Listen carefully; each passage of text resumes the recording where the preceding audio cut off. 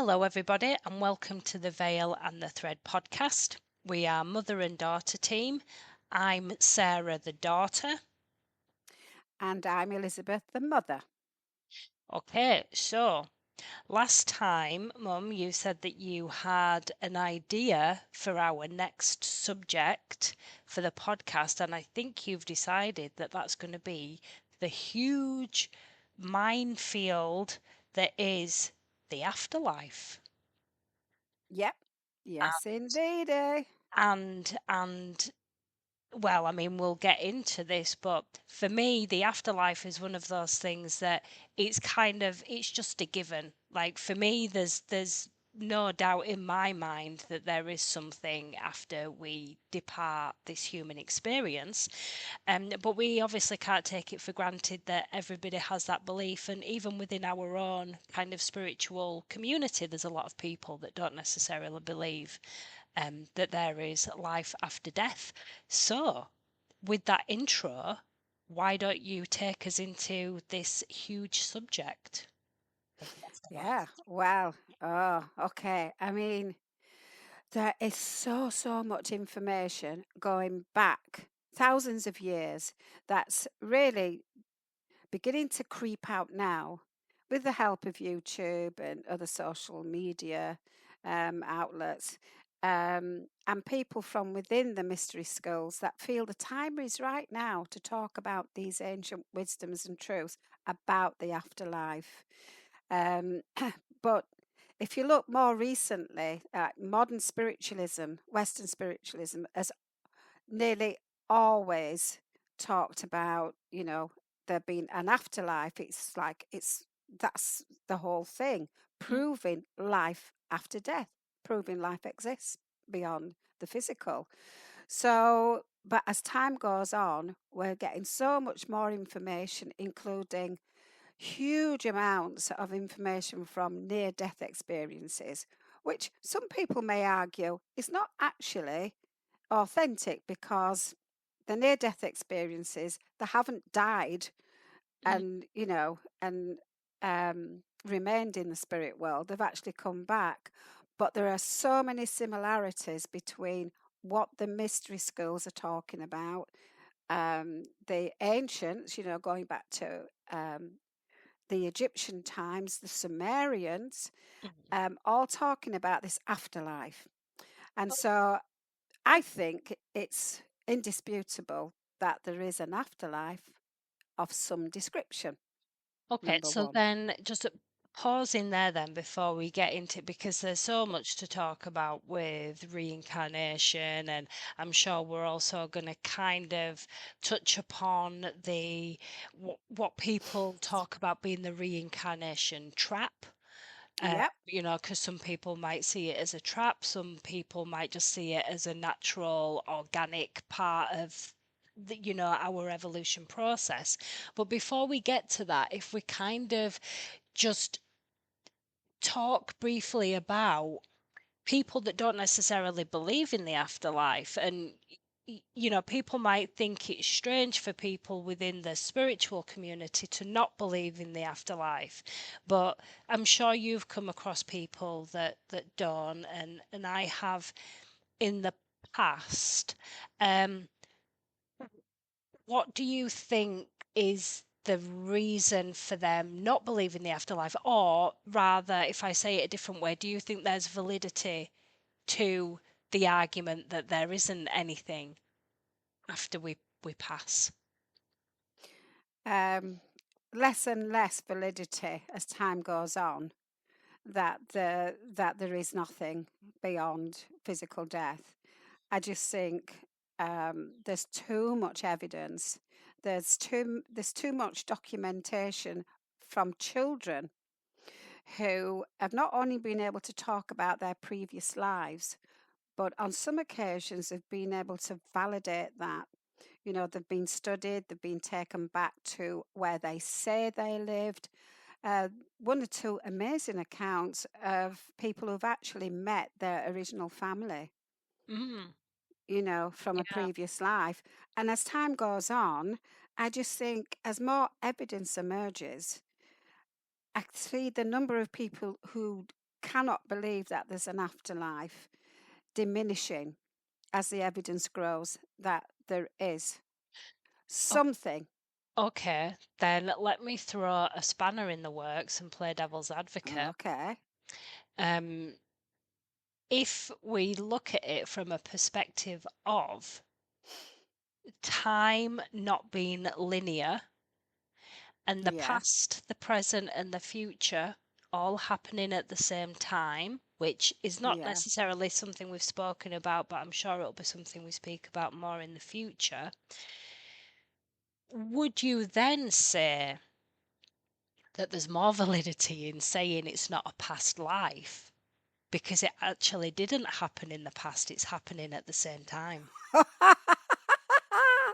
Oh, oh, you have really thrown a huge curveball in there, haven't you? Yeah. I mean, on the physical plane, yes, the past, present, and future are Mm, all separate. But in reality, in the energy body world, then no, everything is happening all at once, isn't it? mhm. But okay, but we have in the third dimension created those lives. Oh, Yeah, this is getting bizarre now. We have created those lives, past, present, and future, that then appear on an energetic level in a different dimension yeah. where there is no past, present, and future. Which is, it's just all a crazy concept, really, isn't it? Because I think you sometimes Yeah. have to, um, w- simulation is another word that you'll hear a lot, and again, something Mm, we've not mm, even delved into yet. But I guess when you look at the simulation theory, which in a nutshell is that we are living in a simulation either of our own making or of somebody else's making. And so I guess within that simulation, as you say, we have had to create linear time for this 3D human yeah, experience to actually make sense and be able to operate in the way that it's supposed to. But yeah, beyond that is the concept that I don't know that we will ever get our heads round as humans, that the past, the present, and the future is all happening at the same time. I believe that that's a concept that is close to impossible to really fully understand in the 3D experience, yeah, if you know what yeah, I mean. yeah, So, definitely, definitely. What blows my mind is something I was told many years ago by my teacher when she said, you can affect the past from here, from the mhm, present, as well as affecting the future. Now, I got that about the future. I thought I can understand that because what you create now mm, has an impact in the future lives. I get that. But then how can you then almost like unravel the past, yeah, you yeah. know? But then if the past, the present, and the future all exist at the same time, then yeah, it makes sense that you It, could yeah. impact the past. It's a very, we've very, very quickly delved into a huge subject here. And, just for people listening, don't worry, we're going to move on to something a little, a little less deep in a second. But I guess, yeah, it's when you think, oh, what I do right now in this present moment can kind of recalibrate and readjust the past. But then if you've done that, doesn't that affect the present moment that that you're currently standing in? And so Yes, how do you not end up somewhere else? It's a crazy, crazy it is. It subject. is. In that, this is how I see it. Okay. By honoring our ancestors Mhm. and not forgetting them and appreciating them and sending out healing and love wherever they are in the next dimension, they are going to benefit from that healing and from that love that we send them so that their memories of whatever trauma or, sadness or whatever they went through will be softened Mm, by all the healing and love that replaces those negative experiences. So mm, in a way, it helps them to see their own past in a different way. yeah, And if we stay in a more positive mindset and keep challenging any negative feelings that we have, then we're having a positive influence on our future selves that already exist, mm, yeah. you know. Yeah, yeah, I get that. Well, as I Mind said, I blowing. think it's that it's such a huge, complicated and complex issue that, I think we I think we'll kind of target that further down the line. So if for now we get back to the reincarnation and the afterlife. So from a very, very basic perspective, the theory of the afterlife is you live your human experience, you die, you pass over, but then that energy, although the physical body stops, the energy, the soul that was living within that physical body continues and it goes somewhere else, and perhaps it continues with the memories and the experiences that we've just had in the physical life. So take it from there. Am I on a very basic level, am I missing anything? Is there anything else that you would add to explain what that Well, afterlife is? yeah, I think in the astral, like the next stage, the next dimension, I think we still retain the how we look in the physical body. Only it's an energy body, Mhm. so we retain how we are. But as time passes and we start to settle in the spirit world, we also start to change our own appearance. So, say somebody passes to the spirit world in the 70s or 80s, but their happiest time in the physical world was maybe 35, 40, then they slowly start to regress in that new dimension back to when they were at their optimum. Mm. Okay. So they'll regress to maybe being 30 or 35 or whatever. I think we've touched on this before, where you kind of do retain this physical appearance. When people pass over, they would recognize you Mm. because you would appear to them as you were when you were in the physical world. Um, but then be able to show them that you've actually regressed back to a time when you felt your best and your optimum. But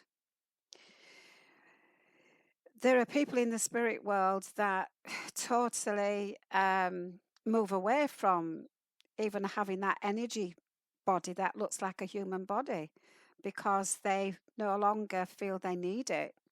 Okay. So it might be that they are ready to go on to another dimension where that physical appearance of a body is no longer important. Yeah, so that kind of leads into the question I was going to ask. If if when we pass, we no longer have that physical body, who are we keeping that appearance of the physical body for? Are we just keeping it?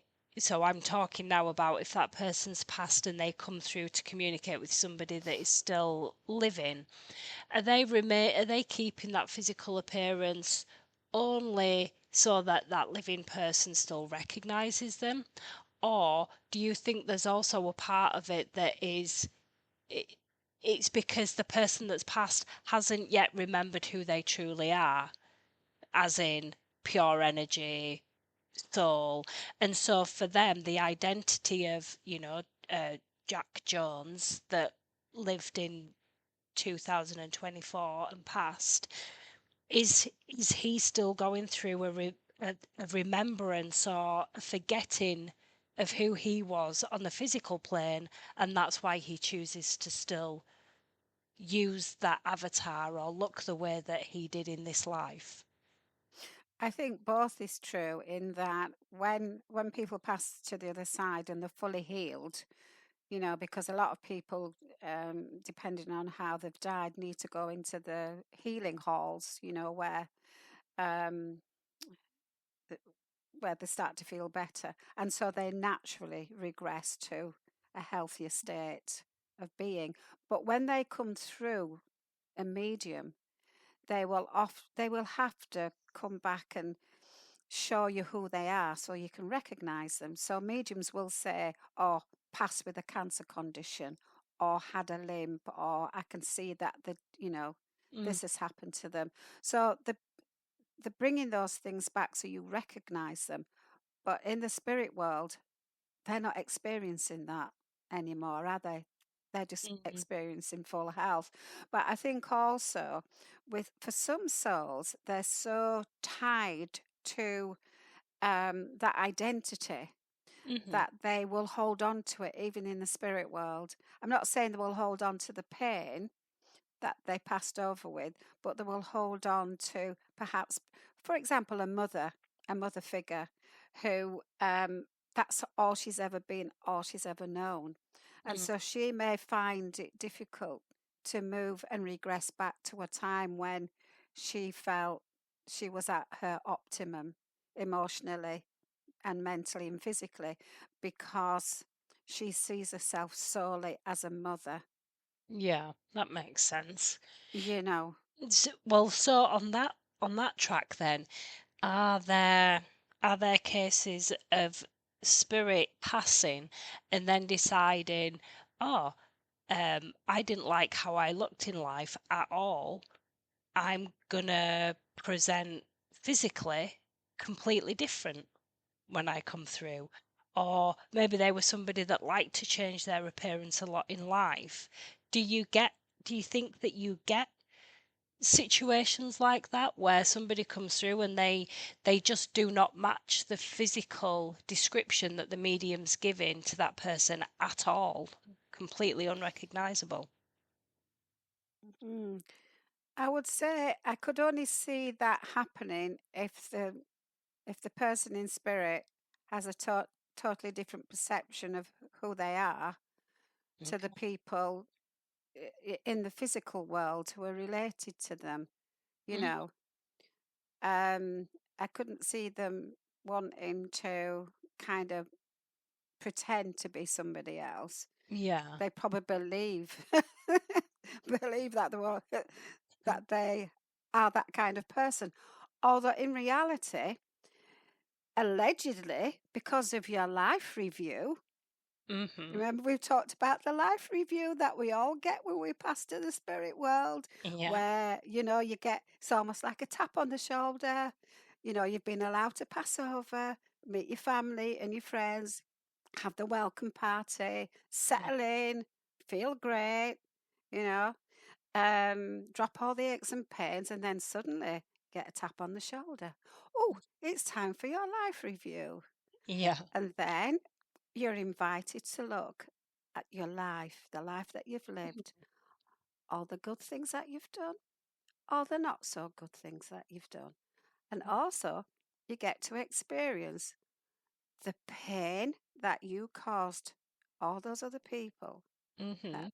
you came into contact with, as well as all the joy that they felt when I'm you did good things. I'm feeling as though uh you're a little cri- uh, critical and yeah, what's the word? It's that it sounds like you have issues with this concept of the life review.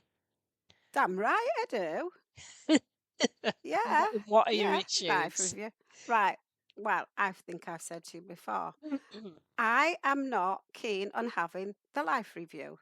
Now, Yeah. a lot of people say, well, it's part and parcel of, recognizing, the karma, the cause and effect, what you've done and blah, blah, blah. And I'm thinking, you know what? I know I've done some shit stuff to people in the past. Mm. Going right back to childhood, I can feel guilty for something I did when I was 5 years old. Thank Yeah. you. And, I know that I've done some good stuff in my life as well.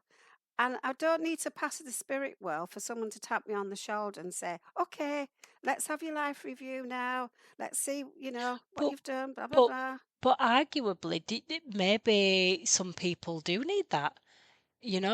Maybe there are people, well, we know that there's people in life that live without consequence and, don't feel any guilt for their actions. So, do you think that that process is there for people like that maybe need to have it shoved in their face of, look, this is what you did in life, this is who you were? Do do you feel any guilt towards that? Do you not think it's beneficial in those situations? Well, it can be beneficial. I just think that, when you've been in that reincarnation wheel for so long and you come here and you kind of sense, do you know what? I'm here again. I've been Yeah. here loads of times. I just know it in my soul. What am I doing wrong? And I thought, I know what you're doing wrong. You're having your life review. You're sitting there like a, good little girl and looking at your life review and thinking, oh, you know what? I could have done better. Yeah. Maybe I should go back and finish what I started, and make amends and blah, blah, blah. And before I know him, I'm back on the reincarnation wheel. But then this brings up because one of the other things that we're constantly told in our community is there's millions of souls lining up for planet Earth for the human experience, and we all queued up. We pulled our winning lottery ticket, and we got a spot on Earth. So, how does your opinion fit into that? Because if we believe what we're told, we won the jackpot. Well, I can think of something else, you know, and it comes from a Jim Carrey film, and it's all about, bending over. Bending over and taking it up the jacksie. That's it. That's the one. So no, I think there's a certain amount of truth in that that souls want to reincarnate on planet Earth because let's face it, it's a wonderful experience. You get to be an individual. You get to come here as a baby, and then as a child, you develop a fat old ego, which Mm. you have to develop to become an individual, and it ought be all about you and your needs and your wants and desires because you've got to experience the life that you've come to live. So that's all well and good. And as I say, it's an amazing world. But at some point, we've done that many times that we start to think, hang on a minute, it is a beautiful world. And I've clearly come back here many, many times. Let's do an evaluation. What have I learned? Yeah. Do I need to come back? Are there other dimensions? So then, so then, are you suggesting that you think the life review was created either by our own collective consciousness or something that is not source energy? Because obviously, if you see it as not a negative thing, but as something to keep us potentially caught in the loop of reincarnating on this planet over and over again, then that's kind of it's taking away a little bit, isn't it, from our free will, which is something that your source energy would not do. So, are you suggesting that this system has been created by us or something else? I don't believe in the something else and this idea that we're in an assimilation controlled by AI, for example. Hmm. I honestly believe that um, we there was a point that we were all source energy, But Yeah. for source, I'll call it God for want of a better expression. God needed, well, it didn't need, God to me had no choice but to create. Energy is always doing something. Mm-hmm. And so the pure energy, source energy, began to create. But it creates in duality, positive and negative. So you can't have a positive without the opposite. That's just how it is. And so the further we moved out from source, or the further energy moves away from source, it becomes denser and denser. Yeah. And we are in those denser dimensions of source. And that was created by us because think about it, we are God looking back at itself. Mm-hmm. We're Yeah. all miniature gods. And to go to your point of energy creating, um, yeah, I mean, if energy creates, it's not gonna stop. So it's just going to create anything and everything, and it's going to continue going, isn't it? Until it somehow stops, or something stops it, or it implodes, basically. And so I guess when you're looking at it like that, you can understand how anything and everything is in existence because that energy is just going to continue creating. Yeah, yeah, yeah. So, if we accept angels, then we have to accept demons. Mm, And I think we create the limitations in this world upon ourselves, and we create limitations in the astral plane. mm, But that's not a fault. It's not that we're doing something wrong. It's that in order to experience life, we are given free will. yeah. There is no God standing in judgment, and this is why I have a problem with the life review, Mm, because nobody's going to judge you more harshly than you judge yourself.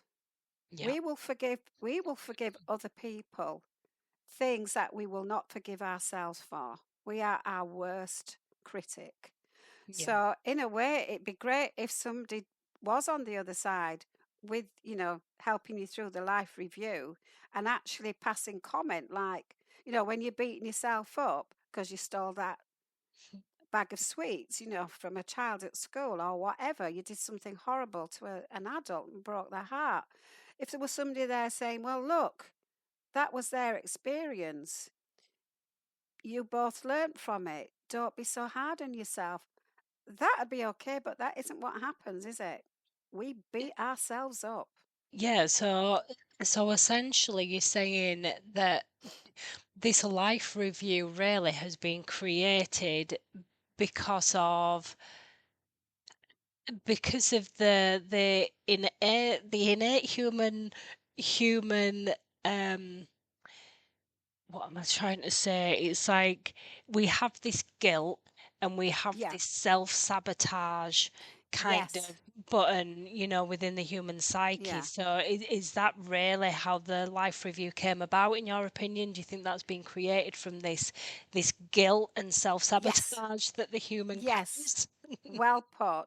And you know what? A lot of it comes right back to religion Mm, and the influence that had on parents and parenting generally, where, from a very young age, you're told that you're doing things wrong, you've been a bad person, you should say sorry.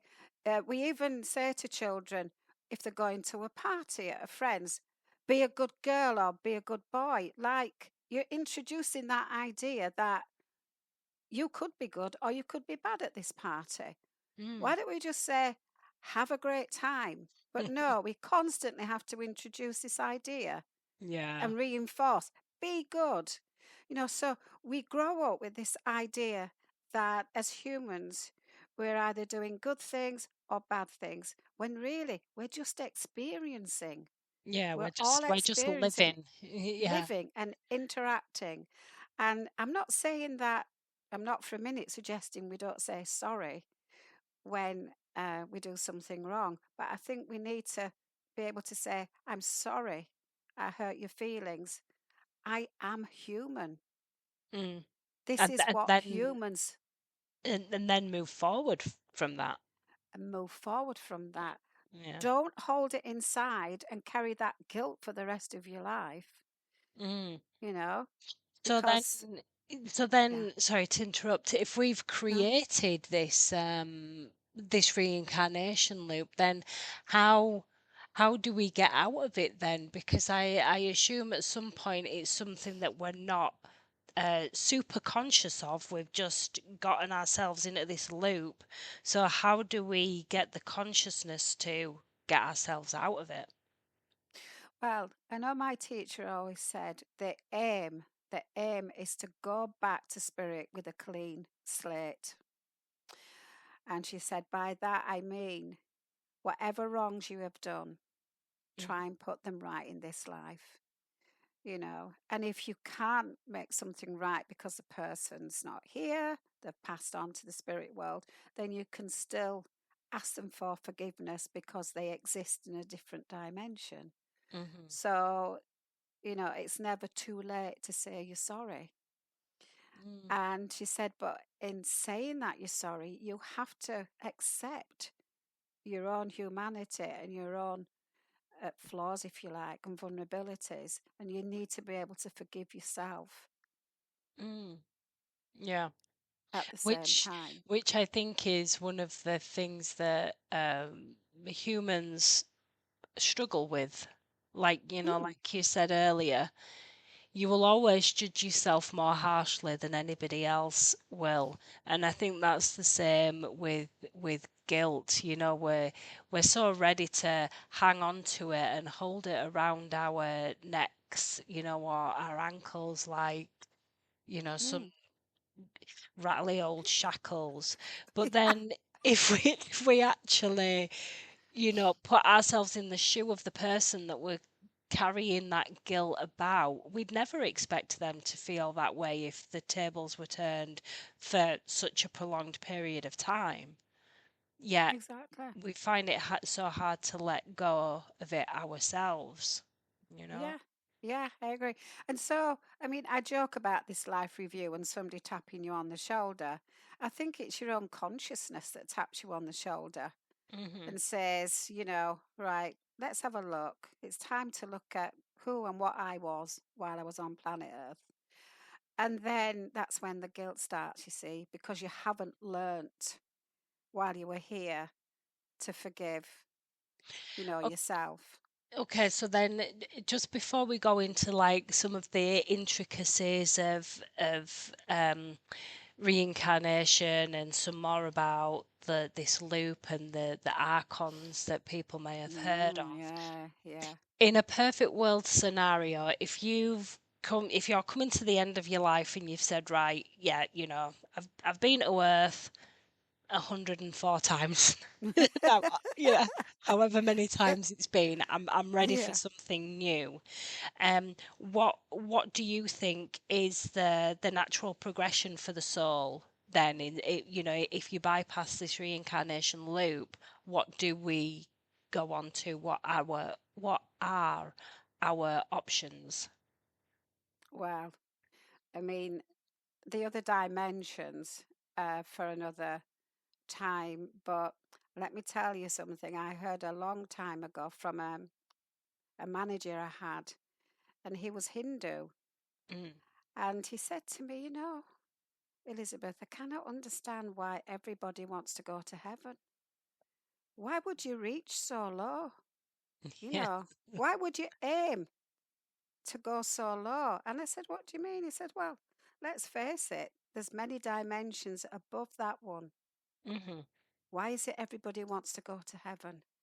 And I laughed at the time, but that stuck with me. And over the years, I've thought, you know, it's absolutely right because the astral plane, you know, the place we go after death, that's just one dimension of many. And I'll tell you something now, which may sound crazy. I believe that we actually created that dimension. I don't believe it was always there. Okay, so just briefly, like you said, we're not really going to get into the dimensions here, but I would assume you're talking about the fourth dimension right Yes. now. So that Yeah. that typically might be the dimension of dreams and Yeah. nightmares, and the place Yeah. that you go to when you're daydreaming. It's basically the dimension that is for us the non-physical kind of Yeah. non-tangible. It's I don't want to say in your mind, it's not imagination, it's there, but it's the Yeah. non-physical dimension. And Yeah. so, do you think that the fourth dimension is also what is commonly referred to as heaven within our society? Yeah. I think so. Okay. Yeah. And I think we're getting into a minefield now because you're talking about the original, some call it the fall from source, Mm, when we first took on physical matter. Um, Many mystics talk about a time when we first inhabited planet Earth, that our bodies were so fine mm, and so light that we could live on planet Earth for hundreds of years and then decide we wanted to go straight back to source. mm, And we would simply fall asleep and mm, leave that fine gossamer like body that we'd been living in on planet Earth. We would simply leave it and mm, return directly to source. mm, And that would happen over millennia. But then the more times we did this, the more difficult it became to start going back to source because we became more and more dense over time and more and trapped with the beauty of planet Earth. We mm, got to a point where we didn't want to go back to source, or we couldn't go back to source mm. because we'd got this love affair going on with the planet, and we weren't ready to go. And Yeah. so I think what happened, and I know this is not often talked about, but I believe at some point we ended up trapped in this dimension where we were neither back with source or in the physical body. Okay. You know? We'll swing back to that because that kind of also fits into the Archon thing. But just before we come back to that, so you kind of said, about the what we call heaven being the fourth dimension, and that being where souls will go maybe on their first pit stop after after leaving Mm, Earth. mm. But beyond that, what's your opinion in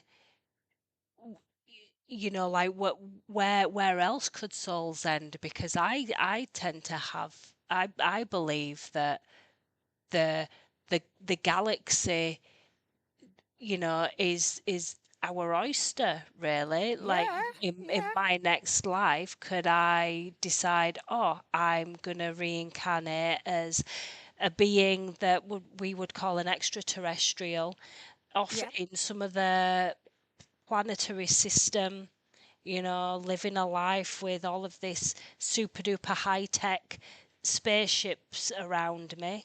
yeah. Do you believe that that's a possibility? Absolutely, I do. Just as I believe that there are extraterrestrials from other galaxies, Mm, some maybe not as advanced as ours, some more advanced have been living on planet Earth for a long time. I mhm. think we're interspecies, really, Yeah, yeah, in reality. I So, I agree, and I think there's a lot of people talking about that now as well. But again, another huge subject for another day. Um, So let's get back to these archons. So Yeah. for our listeners that haven't heard of archons, um, they're described in so many different ways, right? Some people will Yeah. talk about the archons as being like the fallen angels from the Bible. Some people will see archons as being extraterrestrial entities that have control over our planet. Um, other people believe that it's something that we've created collectively from our consciousness. But the archons are the ones that are quite often brought into this argument of the reincarnation loop of trapping humans on the planet for some, nefarious need, usually energy harvesting or whatever your Mm, belief mm, is. mm, So mm. let's bring it right back then. What's your belief of the archons? Do you think that they are an external entity, or do you think they're a creation of our collective consciousness? Yeah. Well, let's just talk a bit more about the archons because I think there's a lot of talk about them now on YouTube, particularly, and a lot of the time they refer to the Gnostic texts Hmm. that were found in Nag Hammadi, in clay tablets. Sorry, in clay jars, hidden away from the destructive Catholic Church. And they talk about archons, and the way they're portrayed is that they are like evil entities Mm, that are there to trap you and keep you reincarnating for what the reasons you say, like energy harvesting. Some talk about it going back to a time when extraterrestrials were on the planet, interfered with life on the planet, and created a slave race, which was us. And hmm. that slave race was trapped in reincarnation to ensure that we kept coming back to work for their benefit. Yeah. Um, and it's not just in the Gnostic texts, I think in other texts, like the Egyptian Book of the Dead or the Tibetan Book of Living and Dying, there's talk about having to go through various tests. Mm, Um, you're being tested by um, entities that are challenging you and requiring to prove that you deserve to be able to go into the afterlife or beyond. And so the archons are sometimes portrayed as negative beings. I like to think of them as what you've said really is collective negative energy. hmm. But as we know, we say it so often, thoughts are living things. Yeah. And so if you collectively, as a human race, if we are creating these negative energies, they Hmm. take on a life form of their own. They're intelligent, of course they are. They Hmm. don't have a physical body, but they are energy, And intelligent energy. so if you that's quite an interesting concept then. So if you say they don't have physical bodies, but if you could see an archon, if you could see what we're referring to now as the archons, what would it look like to you then? Would it look like a spirit being, or would it look like a massive energy, or would it look like nothing, or is it going to look different to every person? Well, well, it could be very subjective. My opinion is that it would look like dark energy, Yeah. if you were to see it. But I think more often what this archon energy does is it will infiltrate people of a like mind. So, Mm, we've talked about, people who pass on to the spirit world who've maybe been alcoholics yeah. and they will hang around alcoholics on the earth plane, Mm-hmm. to get that fix. Well, archons, in a way, do the same thing. If you're negative, then they will latch on to you and feed off that energy. So it's a little bit like the hive mind mentality Yeah, is what you're yeah, talking about. Yeah. yeah.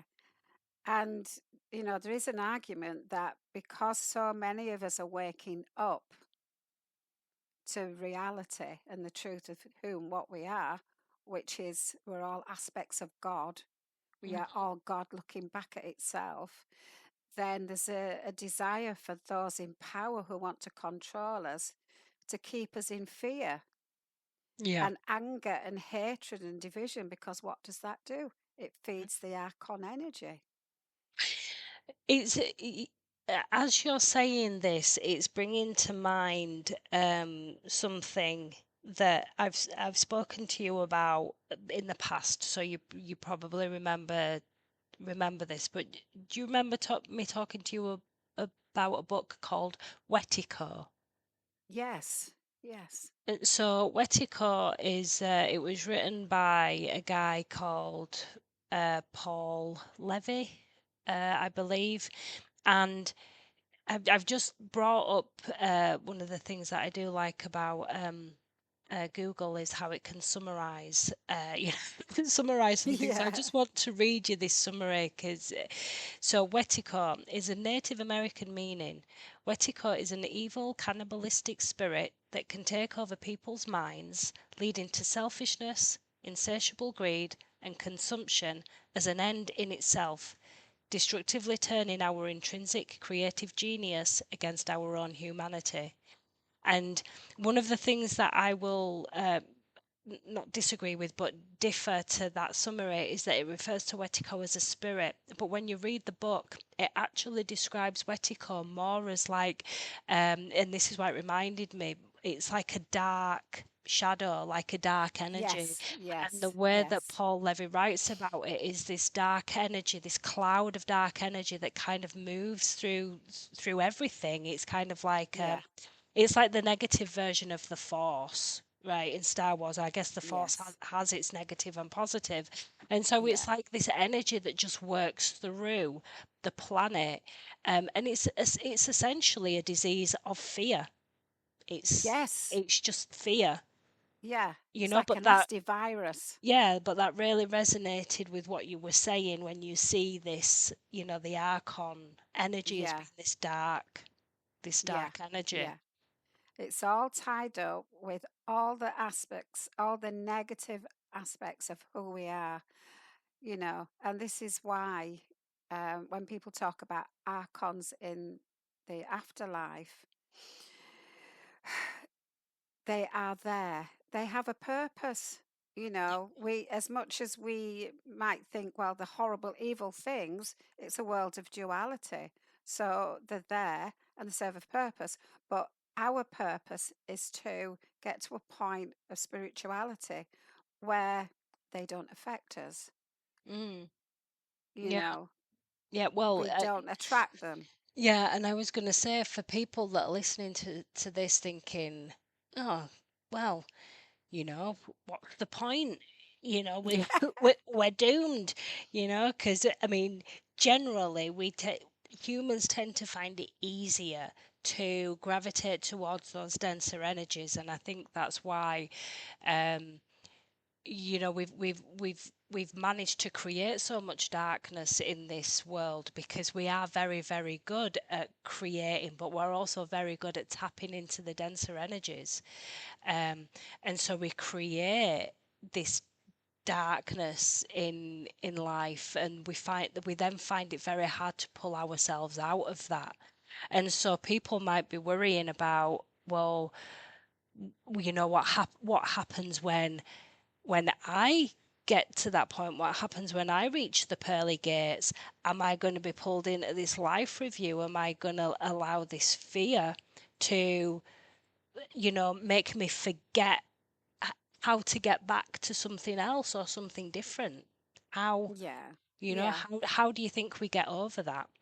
Yeah. Well, I think I would say to people, don't fear that, because my opinion is you create your own life review.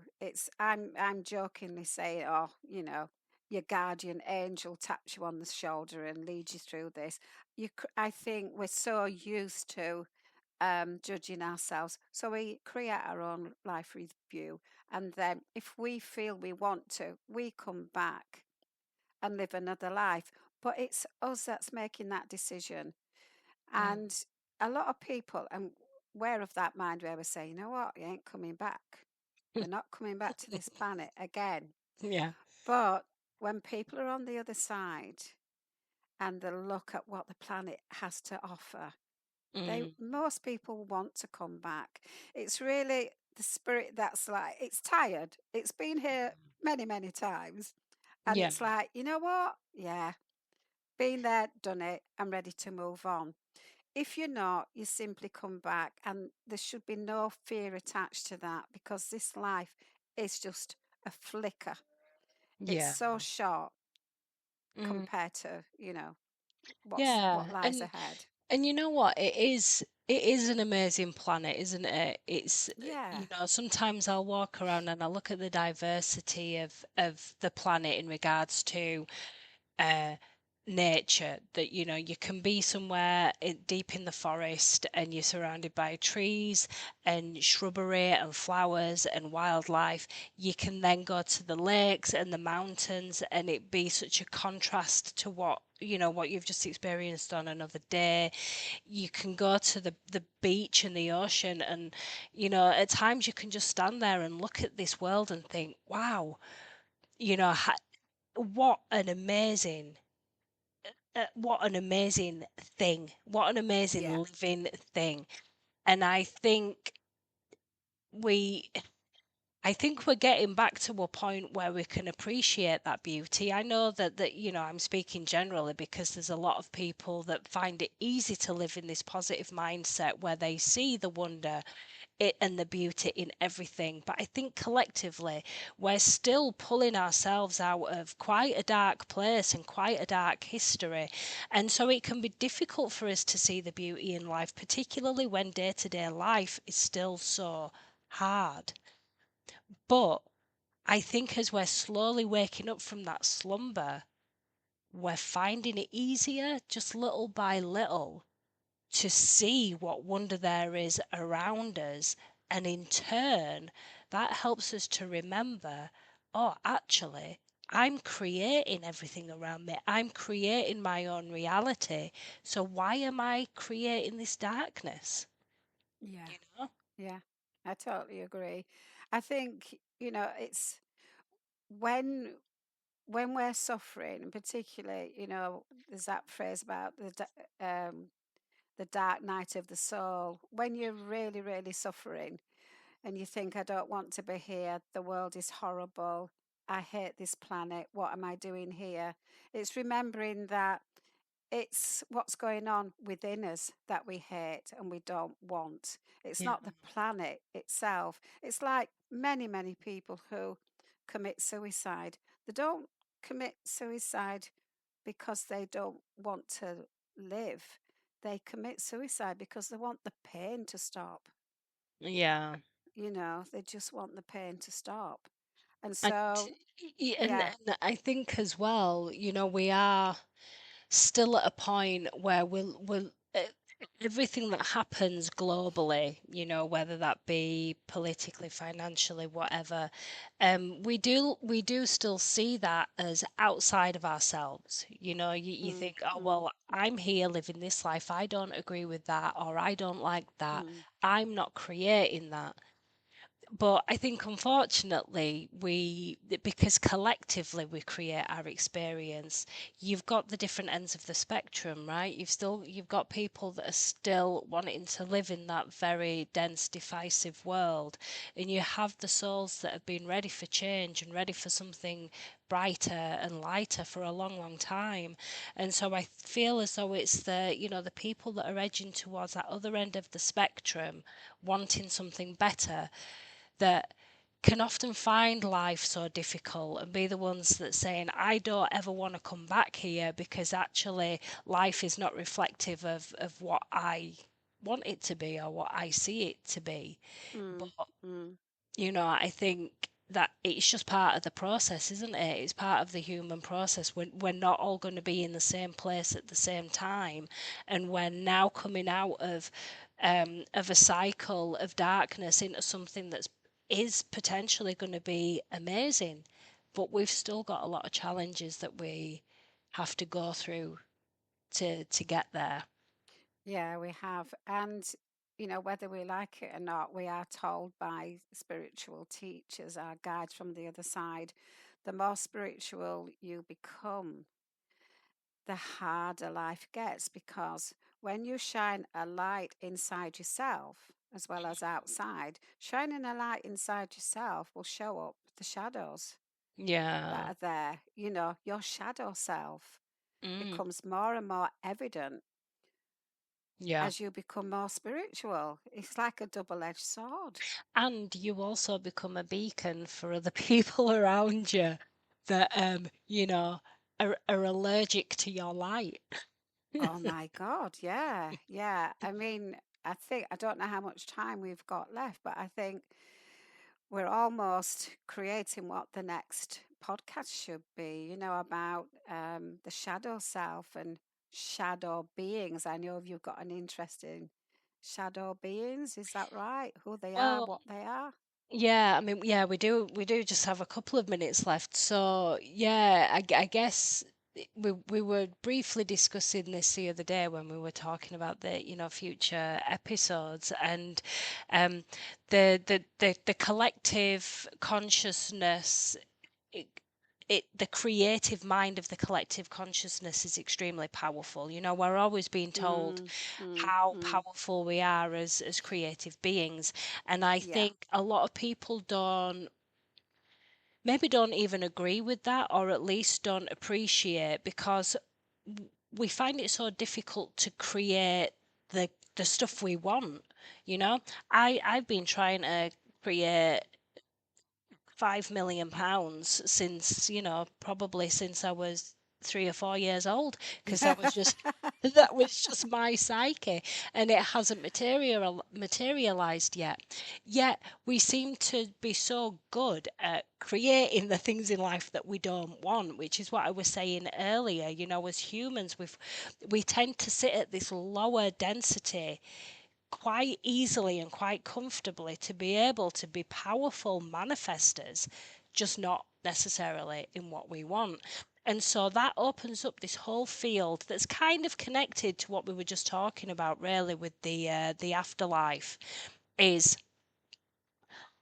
what do we have the potential to create that sits in the fourth dimension? Um, and so let me give you a little bit of context to this. So I enjoy watching stuff like uh, Paranormal Explained, or these ghost hunting shows, and all the stuff that you don't like to watch yourself. Yeah. Yeah. Damn right. But one of the things I've noticed over the past few years is that what people see and what people catch on camera, once you've taken all of the fake ones and the AI ones out of Mm. contention, you start to realize that those entities have changed over time. And by that I mean that a film came out years and years ago, called The Ring. It was like a horror film, and it was I think it was The Ring, where a girl comes out of a well, and she's wearing, white clothes, her hair's wet and draped over her face. She looks really freaky. And so not long after that film, I started to notice that a lot of the entities that were being caught on camera were very similar to that character.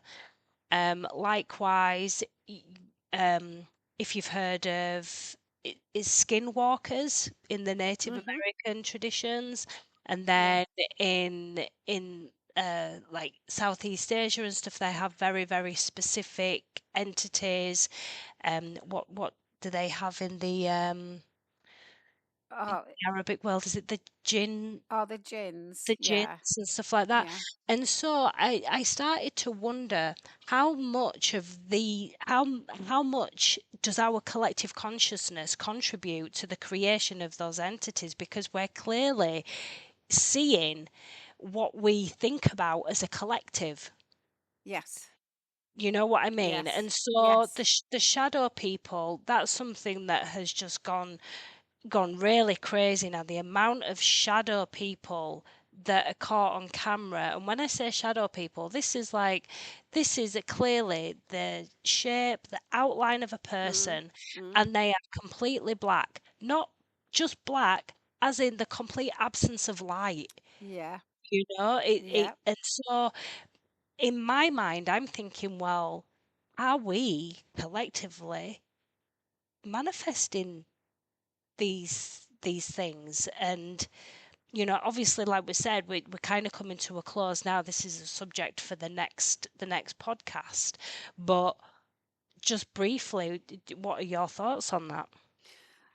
Going back to my wonderful teacher, she used to say to us all, anything you can imagine, Mm, anything has either happened, is happening, or will happen. yeah. So, as the collective, whatever, we're very influenced by what we see.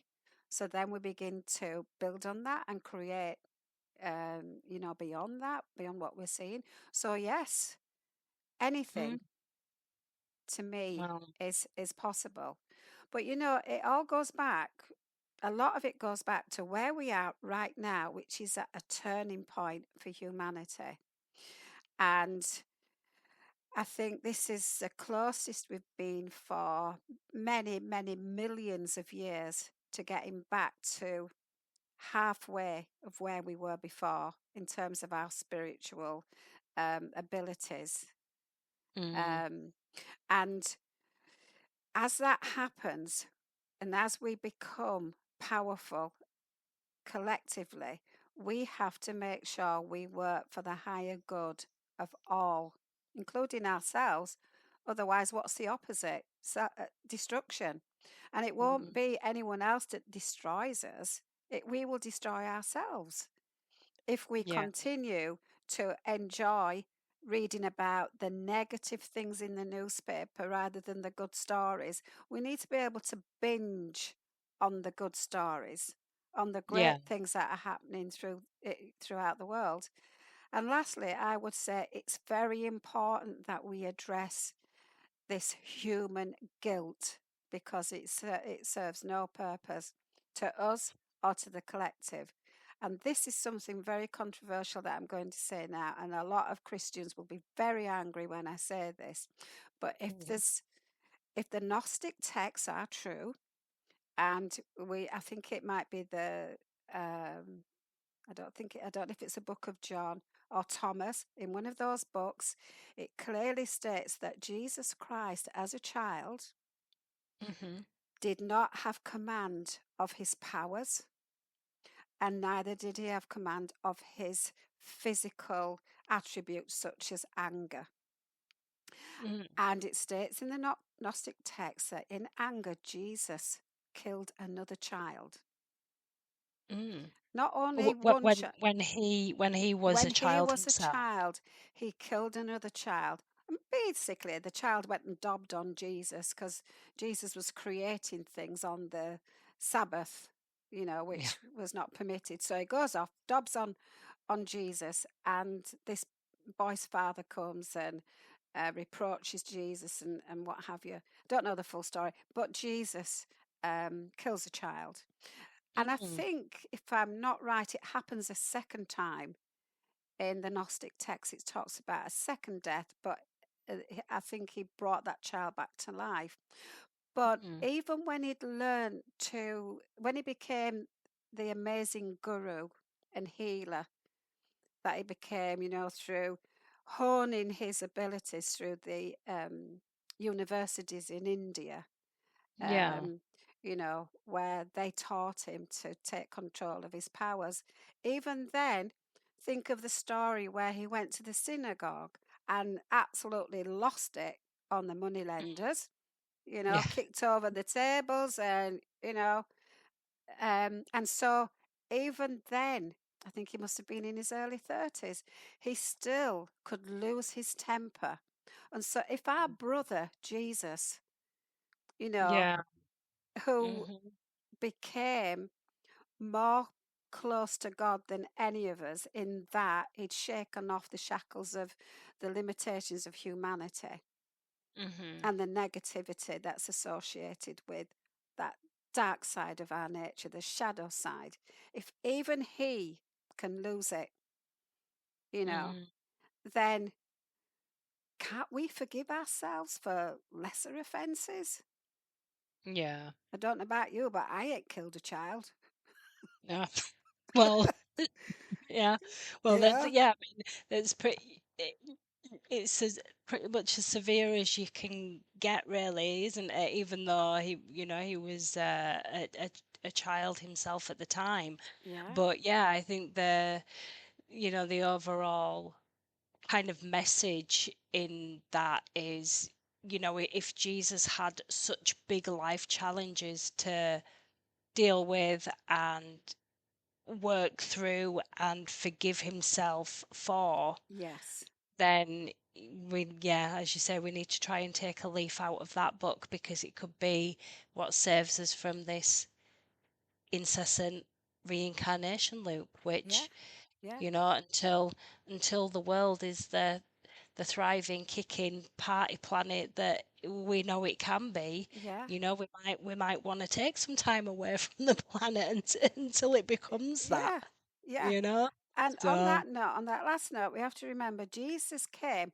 not for peace. He wasn't coming to spread the message of, let's all live in peace and harmony. He was stirring stuff up. yeah. His message was, you don't have to go to the synagogue. You don't Mm. have to get on your knees and, pray, um, you know, by being told what to do, what to pray. Well, You well, he do go was, direct to the source. yeah, I was going to say his whole mission was to show people, wasn't it? You don't Yeah. need the middleman. You No. you can you can connect to this source energy whenever whenever you need to. Yeah, um, which exactly. I think is a good lesson for us all. Yeah. Um, well, Yeah. I think we just touched the surface there on a lot of stuff, eh? But Yeah. as we said, I think a lot of these subjects, they kind of touch upon each other. So if there's something that we've not been able to delve too deeply into today with the reincarnation and the afterlife, I'm sure that as part of other topics, it's going to get covered as well, because everything kind of touches everything else, doesn't it, Mm, in this mm, world? mm. But yeah, as always, a very interesting conversation. I know that this is a topic that's very close to your heart, and I know that how much you enjoy reading those proof of life reincarnation stories and stuff like that, and Yeah. what Yeah. have you. So yeah, Yeah. we've done well to continue to an hour today. Uh, subject. Yeah. So, So, but yeah, is it any last words before we sign off? um, I hope we haven't offended too many people by what we've said. It's about really just having a debate and a discussion and just, you know, opening up ideas, Yeah, getting yeah. people to think. And at the And end of the, listening to opposing ideas as yeah, well. It's yeah, important to listen to all opinions at the table. You can't remain ignorant to something just because it's a point of view that you don't agree with. you know So what? Couldn't have put it better. Yeah, yeah. that's a good note to end on. Well, with that, then we will end the conversation for today. Thank you, as always, for your input, and thank you to everybody listening and joining us today. Um, of course, don't forget to like and subscribe. We have quite a lot of discussions on here now, and no signs of slowing down. We'll continue to post these discussions up there. We also have the sister channel, the Veil and the Thread Tarot, so you can hop on over there for the weekly tarot reads and micro meditations, which have just been added this week. So yes, so thank you again. Join us next time when we'll be delving into the world of shadow people, skinwalkers, and everything else that you find creepy, Mum. Yep. So that'll be a good one for you. And with that, we will say goodbye. We're sending our love to each and every one of you. Thank you again for joining and see you next time. Bye. Goodbye.